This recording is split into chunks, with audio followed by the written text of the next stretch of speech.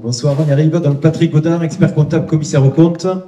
Le sujet que je vais vous co-présenter avec Michel, c'est le rapport de durabilité en normes volontaires. Donc là, on rentre dans l'action. Peut-être en préambule, d'où ça vient ça? D'où ça vient chez nous, tu veux dire? Oui. Ben, vous avez compris qu'on a engagé une démarche de transition par le biais de la société à mission et du coup la CSRD c'est un peu la suite logique pour nous, pour basculer vraiment sur la transformation du modèle économique, pour avoir un modèle économique durable et se projeter à 20, 30, 40 ou 50 ans. Donc là on est sur le sujet clé, c'est un sujet qu'on entend de plus en plus et sur lequel les experts comptables et commissaires aux comptes doivent se positionner, c'est la transformation des modèles économiques. D'accord, je ne sais pas si c'est un sujet nouveau pour vous, mais on le voit apparaître là depuis quelques mois, ça fleurit partout. Regardez, BPI aussi se met dessus, et c'est vraiment un sujet phare aujourd'hui, même les collectivités en fait s'emparent du sujet, au niveau des territoires en fait, pour aider à la transformation des modèles. Donc là, on vous affiche à l'écran le module de base, donc qui se compose en deux parties, la partie basique et la partie un peu plus développée. L'intérêt de ce type de démarche, c'est que pour nous, experts comptables, c'est assez simple. Sur la partie basique, la plupart des données, on en dispose déjà, donc il n'y a plus qu'à les mettre en forme, et donc pouvoir proposer à nos clients à la fois d'un côté les éléments financiers et des éléments extra-financiers. Alors ça, c'est juste une première approche. Je sais que toi, tu es déjà allé beaucoup plus loin. Qu'est-ce que tu as fait de plus que ce modèle-là? Alors en fait, ce qui moi m'a vraiment intéressé dans l'application du module EFRAC, donc de la VSME, module volontaire, c'est l'exercice de double matérialité.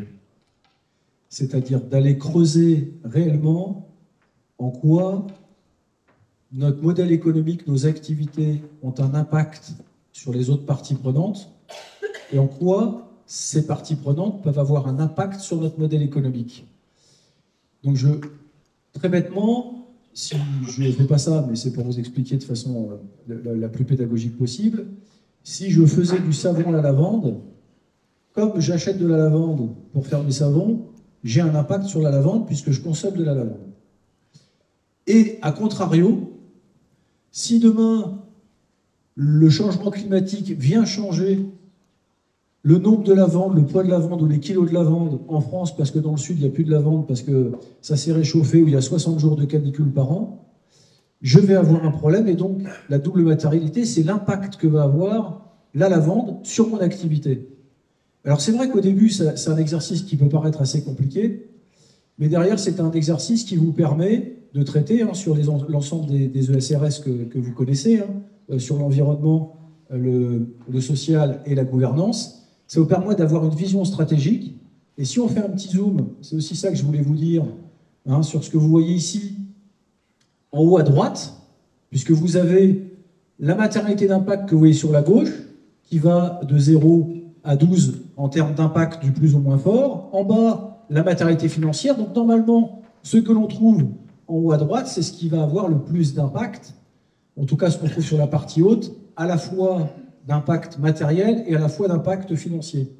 Et ce qui est intéressant pour nous, en tout cas, c'est que quand on a fini ce travail, qui a été un travail quand même colossal, il y a un peu de boulot, il ne faut pas croire que c'est aussi simple que ça quand on vous présente ça, mais en tout cas, c'est extrêmement intéressant pour un dirigeant de le faire, c'est d'aligner la stratégie de son entreprise, RSE, mais pas que, toute la stratégie de développement sur la double matérialité. Parce que vous avez une vision assez claire des enjeux. Et ce qui est assez intéressant, c'est qu'on voit ici en code couleur que vous avez des enjeux forts sur la partie de gouvernance, culture d'entreprise, relations avec les fournisseurs, pratiques en matière de paiement. Il y a aussi dans cette CSRD et ce travail de partie prenante et de double matérialité, quelque chose qui est assez intéressant, c'est que vous allez aller rencontrer des acteurs que vous n'aviez pas identifiés dans votre modèle économique. Un exemple, sur les parties prenantes, le client final. Nous, on travaille sur des marchés publics avec des bailleurs sociaux, et donc on va dans du logement social, réparer, entretenir, remplacer. Et on est obligé, dans ce modèle-là, d'aller regarder en quoi notre activité concourt de façon positive ou négative au bien-être, au confort de l'utilisateur final. Donc ça permet tout ce travail sur la CSRD de manière volontaire et en même temps ce travail de matérialité, de réellement réorienter la stratégie d'entreprise sur l'ensemble des points que vous voyez évoqués ici. Et après, si vous avez des questions plus tard, tout à l'heure, je voudrais bien y répondre. Moi, ce que je voulais mettre en avant, c'est vraiment ce travail-là de double matérialité, parce que c'est vraiment le travail, c'est ce qu'aujourd'hui on voudrait supprimer globalement. C'est ça qui est assez dommage. C'est qu'il n'y aura pas de changement de modèle économique, c'est-à-dire qu'on ne passera pas d'une économie linéaire, je prélève, je fabrique, je consomme, je jette, à une économie circulaire si on n'intègre pas les questions de double matérialité en regardant la ressource, puisque, vous le savez, nous vivons dans un monde fini avec des ressources finies, et seul ce travail sur la double matérialité permet de faire cette boucle et de regarder en quoi votre modèle est durable ou pas. Pas économiquement, enfin pas que économiquement, mais il est durable de façon sociale, vis-à-vis du capital humain, de vos collaborateurs, vis-à-vis de la société, du territoire dans lequel vous exercez votre activité, plus ou moins large, mais aussi d'un point de vue environnemental. Parce que si demain, vous avez dans l'objectif du haut climat, publié en novembre dernier, le numéro 4 de la France, on nous dit qu'en 2100, à 4 degrés, on a 60 jours de canicule par an. Nous, dans le bâtiment, on se dit, bon, d'ici là, moi, je pense que j'aurais déjà passé la main, et passé autre chose, même la main gauche, je pense, mais en tout cas, la projection qu'on doit faire, si on est un entrepreneur qui se dit, entre guillemets, responsable, la responsabilité, c'est qu'à un moment donné, à l'endroit où on agit, on ne dégrade pas les conditions pour ceux qui viendront derrière nous. Et donc, ce travail de double matérialité, il est certes complexe, puisque c'est plus que compliqué, c'est vraiment complexe. Par contre, en termes de visibilité, de transparence et de projection stratégique à 10, 15 ou 20 ans, c'est un outil d'une puissance phénoménale. Bon, c'était juste l'éclairage très fort que je voulais monter sur notre démarche volontaire sur la question de la CSRD. Alors, pourquoi on se lance dans ce type de démarche? Parce que, je vous ai dit, j'ai 6 enfants et 2 petits-enfants, et moi j'ai été qu'entrepreneur toute ma vie, j'ai commencé à l'âge de 19 ans, donc j'ai eu l'occasion d'exercer dans plusieurs entreprises. La question que je me dis, c'est que, voilà, avant d'être chef d'entreprise, je suis quand même un être humain, je suis un citoyen, voilà, et je suis papa et grand-père. Et si dans 20 ans, un de mes petits-enfants vient me taper sur la cuisse en disant « Tiens papy, pendant 40 ans, tu avais du pouvoir toi dans ta boîte, tu pouvais faire des choses. Pourquoi tu as laissé le monde partir en vrille? Pourquoi tu as laissé l'économie dégrader le climat et la biodiversité ?» Et moi, j'ai juste envie de répondre que j'ai fait ma part. Et faire sa part, c'est faire ce qu'on peut à l'endroit où on est capable d'agir. Et donc, il y a ce premier niveau-là. Et le deuxième niveau, c'est de démontrer que même dans une TPE de 9 collaborateurs comme la nôtre, on est capable, moyennant un peu d'argent, des bons conseils, avec des bons amis, comme mon ami Daniel de l'entreprise Lucide, qui a fait plein d'outils, plein de jeux pour accompagner les entreprises justement sur ces questions-là et sur la mise en application de la CSRD, on peut tracer un chemin qui nous amène sur un élément de différenciation économique. Et juste vous dire que ce travail-là pour une entreprise, ça permet de récupérer du business. On vient de prendre un marché public pour la ville de Beauvais, police municipale, 30% de notre chiffre d'affaires, 550 000 € de commande qui est tombé au mois de décembre, c'était le cadeau de Noël à Noël. Clause des marchés publics, 30% de la note environnementale. Si nous n'avions pas fait ce que nous avons fait depuis 5 ans, société à mission, plus conforté par tout ce qu'on a fait durant maintenant quasiment 1 an avec Daniel sur l'application de la CSRD en mode volontaire, on n'aurait pas été capable de sortir un mémoire environnemental, nous n'aurions pas eu ce marché. Donc il faut aussi dire aux chefs d'entreprise que l'engagement, c'est pas on va sauver les petits oiseaux et ben les gars, c'est bon aussi pour le business. Et tenez-vous bien, ça sera peut-être en 12 ans que je suis dans le monde du bâtiment, le premier marché sur lequel je vais avoir une rentabilité de fou. Parce que je ne me suis pas occupé de la question économique, je me suis occupé de la question économique au même titre que la question technique, au même titre que la question environnementale sur les déchets, la provenance des produits, les fiches de données environnementales et sanitaires de la bassinière du bâtiment qui correspond à un début d'analyse de cycle de vie du bâtiment. 80% des produits qui vont être donnés sont des produits durables qui ont une analyse de cycle de vie. Et on arrive, quand on fait cette démarche, à prendre des marchés. Donc c'est quand même un formidable espoir qu'on peut dire aux chefs d'entreprise qui s'engagent dans cette voie-là. Je vais compléter, ça a été dit tout à l'heure, hein, pourquoi mettre en place ce type de démarche? Oui, pourquoi mettre en place ce type de démarche? Je lui pose aucune question, il va m'en vouloir. Pas du tout, pas du tout. La première aujourd'hui, c'est comme l'a dit Eric, c'est que tous les réseaux bancaires aujourd'hui proposent des taux bonifiés pour des entreprises qui ont entamé des démarches. D'accord? Mais pour ça, en fait, il faut pouvoir le prouver. C'est qu'est-ce qu'on a mis en œuvre ou qu'est-ce qu'on va mettre en œuvre. La deuxième, tu l'as dit, c'est la réponse en fait aux appels d'offres. D'accord? On en a une troisième qui est aussi en fait de répondre en fait aux donneurs d'ordre. Les donneurs d'ordre, les grosses entreprises sont soumis aujourd'hui à la CSRD et à cette démarche, la double matérialité. Ils doivent prendre toute la chaîne de valeur. Donc eux, ils vont aller chercher l'information sur leurs sous-traitants. Donc les sous-traitants qui vont être en capacité de leur fournir de la donnée, forcément en fait vont remonter dans la classification, dans le choix en fait des grosses structures. Donc moi je vous invite, comme l'a fait Michel, en fait, à mettre en œuvre ce type de démarche déjà au niveau de votre cabinet et évidemment au niveau de vos clients. D'accord? Le quatrième élément, si je peux permettre, que j'ai eu comme retour de clients qui l'ont mis en œuvre, et tu en as un peu parlé, c'est de bâtir en fait une stratégie robuste en fait pour l'entreprise. Parce qu'on a à la fois d'un côté les éléments financiers et de l'autre côté les éléments extra-financiers qui vont venir impacter tout le modèle. Donc on en arrive très vite en fait sur la construction d'une stratégie robuste. Voilà pour moi, en tout cas, les 4 arguments clés de la raison de la mise en œuvre de ce type de rapport. Et je rebondis sur la robustesse. Hein. C'est Olivier Amand, le biologiste, pour ceux qui s'intéressent au vivant, qui parle de ça. Il dit que pour changer nos modèles, il va falloir passer d'une société de compétition. Il n'y a pas de compétition dans la nature. Dans la nature, il n'y a compétition que quand il y a rareté. Avec l'être humain capable de se mettre en compétition, même dès le plus jeune âge, même à l'école, 7, 8, 9 ans, on met nos enfants en compétition, alors que ce n'est pas le sens de la vie, ce n'est pas le sens de la nature, ce n'est pas le sens naturel des choses.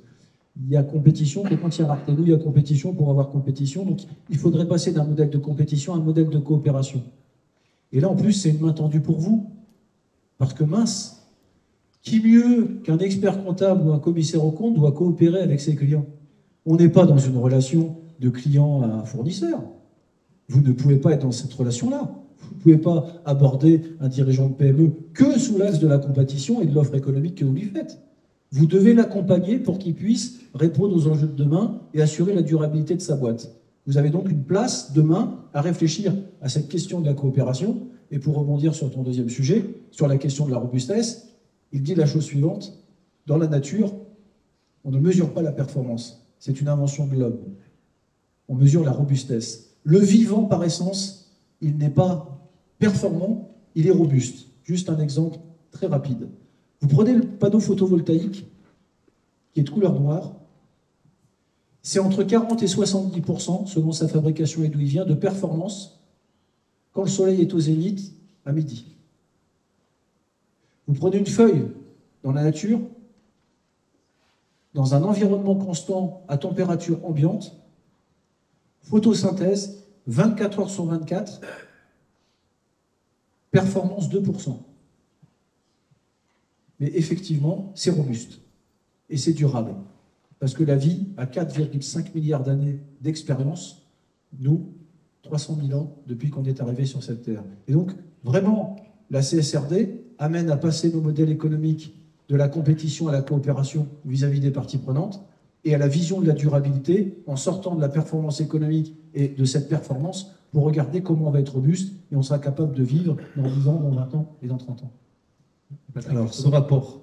Si tu pourrais juste illustrer aussi ta vision d'expert comptable sur ces sujets et de commissaire aux comptes. Oui, c'est moi que tu poses la question. Oui, Patrick. Ben pour moi, ces sujets, ils sont centraux. Aujourd'hui, on voit bien qu'il y a une évolution en fait complète de nos métiers et surtout en fait d'un besoin de clients. Aujourd'hui, on comptait jusqu'à présent en fait le financier. On voit aujourd'hui le poids de l'extra-financier. Donc, on le voit par la réglementation, hein, où on a aligné en fait l'obligation de reporting extra-financier sur le financier. Et ce besoin, j'allais dire avant tout, qui est humain, hein, l'être humain connaît, l'habitant de cette planète. Enfin, pour moi, et je rejoins ce que tu dis, Michel, c'est que c'est avant tout de la responsabilité personnelle. On n'a pas envie, enfin, en tout cas, moi, j'ai pas envie, en fait, d'aller dans un mur. Donc, comme Michel, je contribue à ma mesure, en fait, sur ce que je peux faire. Sachant que peut-être l'impact le plus fort que j'ai, il n'est pas au niveau de mon cabinet, mais il est au niveau peut-être du pouvoir d'influence ou en tout cas d'acculturation que j'ai auprès de mes clients. C'est là que j'ai un vrai levier de pouvoir agir. Donc j'ai la chance, entre guillemets, de pouvoir impacter plusieurs chefs d'entreprise, plusieurs secteurs d'activité, plusieurs organisations. Et donc, pour moi, en tout cas, c'est un devoir, en fait, de leur parler de ces thématiques-là. Après, ils l'acceptent pas, c'est leur responsabilité. C'est plus la mienne. Par contre, moi, mon devoir, c'est de le faire systématiquement. Et puis oui, effectivement, est-ce qu'aujourd'hui on compte ce qui compte dans nos vies, dans une entreprise? Dans les témoignages qu'on voyait, ce qu'on avait sur ce qui était fait dans la RSE, dans l'entreprise, sur le premier témoignage, on voyait la force de ce qu'était le capital humain dans la boîte. Pas les ressources humaines, hein, parce que les ressources, ça s'épuise. Il faudra changer le nom de ces directions de ressources humaines. Il faudrait des directions du capital humain, parce que le capital, en principe, on le fait fructifier. On voit toute la force du collaboratif, du coopératif dans l'entreprise. Expliquez-moi comment vous le voyez quand on vous file un bilan. Il n'y a pas ça. C'est fou. Le seul outil qu'on a pour mesurer une boîte, c'est un résultat économique. On dit il y a d'entreprises que d'hommes. Oui, un homme avec un gros H qui embrasse aussi la forme pour essayer d'être un peu joli, mais franchement, on est à côté de la plaque. Et le salarié, il est considéré comme un tiers. Il n'est même pas dans la boîte. Et donc, effectivement, demain, compter le capital humain, le capital social, le capital environnemental, ça sera la comptabilité, ce qu'on peut appeler la comptabilité universelle ou la comptabilité de demain. Mesurer l'entreprise sur sa réelle robustesse économique, sociale, sociétale et environnementale, c'est la comptabilité de l'avenir. Ça, c'est sûr et certain. Moi, j'en suis intimement convaincu. Alors, comment tu as démarré sur ce rapport? On commence par quoi? On commence par se dire, il y a un mur, quelle échelle je vais prendre pour le franchir? Et donc, on va d'abord s'entourer. Vraiment, si j'ai un conseil à donner, c'est qu'il ne faut pas il faut pas emmener vos clients sur ce sujet-là si vous n'avez pas d'abord fait le tour de la question du temps, du coût et de, effectivement, l'accompagnement nécessaire avec les experts. Mais vous l'avez dit tout à l'heure, je pense qu'avec l'outil que vous avez dit pour vous entourer, entourez-vous de gens, comme moi je l'ai fait avec, je vous ai dit, Daniel, avec son entreprise Lucide, qui a été formé à la CSRD, etc., qui connaît bien l'entreprise pour vous accompagner. Enfin, ça fait plus de 15 ans que je le connais, donc il me connaît aussi très bien, de façon à pouvoir pas aller dans le mur, et puis aussi avoir, dans les moments où vous êtes au creux de la vague, dans les moments où vous ne comprenez plus rien, quand vous développez ce modèle-là, à un moment donné, vous remplissez des chiffres, des cadres, vous faites du narratif, vous avez 60 onglets Excel, vous faites le tour du truc, vous avez fini, vous ne comprenez plus le début, et donc c'est quand même un exercice qui est assez, je dirais, douloureux, ouais. Intéressant, pertinent, stratégique, mais douloureux. Donc, s'entourer, demain, bien sûr, de l'expert comptable. Mais c'est peut-être la question suivante. Est-ce que j'ai sollicité un expert comptable ou celle d'après? Si j'anticipe, peut-être, non, c'est ça? Alors, je rebondirai là-dessus, effectivement. Surtout, ne restez pas seul. Hein. On voit que c'est un sujet qui est excessivement complexe. Évidemment, il y a des choses qu'on peut adresser, on se forme pour les adresser. Après, il y a des choses, à mon avis, sur lesquelles, enfin, moi, en tout cas, je ne me sens pas compétent, sur la biodiversité notamment, sur certains aspects de l'environnement, etc. Donc, encore une fois, la coopération. Donc, entourez-vous, allez voir des spécialistes, des consultants RSE, etc., notamment sur la double mat. Enfin, moi, personnellement, voilà, je suis sur le sujet depuis des années, mais c'est vrai qu'un consultant RSE, il a quand même plus l'habitude, il en a plus fait que nous. Il est peut-être, je dirais, à certains moments plus pertinent, et surtout, seul, on n'a que notre vision. L'avenir, pour moi, c'est la coopération. Donc, c'est d'intervenir à plusieurs, et surtout sur des sujets aussi complexes que cela. On parlait des principes comptables, d'accord? L'exhaustivité sur l'extra-financier, vous l'oubliez. D'accord? Donc on va aborder en fait ce qui est prégnant et le plus important. Et ça, pareil, c'est quel recul on a, nous, pour pouvoir l'adresser. Et c'est là où je le trouve tout à fait pertinent de se rapprocher d'autres personnes qui ont avancé un peu plus sur le sujet, ou en tout cas qui ont plus d'expérience et avec qui on peut travailler en bonne intelligence. Oui, puis juste pour rebondir, c'est vrai que de toute façon, à un moment donné, l'entrepreneur, je ne dis pas qu'il ne faut pas qu'il y ait des experts sur la question du carbone, de la biodiversité, tu l'as dit, et c'est vrai, entourez-vous. Par contre, à un moment donné, quand vous êtes sur les indicateurs et que vous allez regarder ces impacts, dans la double matérialité, vous dire en quoi vos actifs immobilisés ont un impact sur la biodiversité? Ah bah oui, vous avez des bâtiments, vous avez des terrains, vous avez des espaces verts. Bah là, ça dépasse les compétences du chef d'entreprise, quoi. Et donc, vous avez votre carte à jouer. tel que ça a été prévu et conçu. Donc vous avez intérêt à travailler, à anticiper, parce que, pour vous donner l'anecdote, nous, entre-temps, on a changé d'expert comptable sans le vouloir, on est passé de KPMG à Ridge. On a couvert ça, tac, boum, truc qui change, tiens, c'est nouveau. Ça a changé de nom, de couleur, de logo, bon ben voilà, c'est comme ça, c'est la vie. Mais juste avec Daniel, sur ces questions d'actifs et d'impact biodiversité et d'impact climat sur nos actifs bilanciels, on a posé la question au mois d'avril. On a eu la visio quand, Daniel, il y a 10 jours. Et on a signé la mission avant-hier. Voilà, pour nous accompagner sur le sujet. Mais ça veut dire que si vous avez des chefs d'entreprise qui avancent, il ne faudrait pas que le jour où vos clients vous appellent, vous soyez en peine de pouvoir lui répondre. Parce qu'il se posera la question, est-ce que je suis bien accompagné par celui qui devrait être capable de trouver la réponse? Alors après, vous pouvez toujours dire, je me renseigne, je reviens vers vous et allez. Mais commencez à préparer ces questions-là, parce que les entreprises qui vont y aller, forcément, à un moment donné, elles vont vous poser un tas de questions, elles seront obligées de se retourner vers vous. Il n'y a que vous qui avez aujourd'hui la compétence pour pouvoir répondre à un certain nombre de sujets à l'intérieur de cette question de double matérialité ou même d'indicateurs sur la CSRD. Qu'est-ce qui a été le plus dur sur la mise en œuvre de ce rapport? Je le redis, le temps.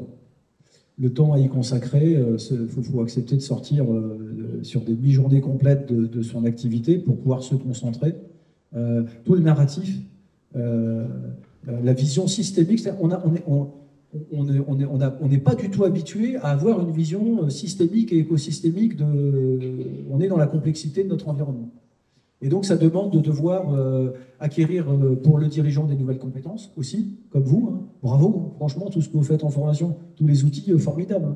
Si la Fédération française du bâtiment avait aussi autant d'outils pour accompagner les chefs d'entreprise sur ces questions-là, je serais fier d'être à la Fédération française du bâtiment, parce que je suis un acteur assez engagé aussi sur le territoire chez eux.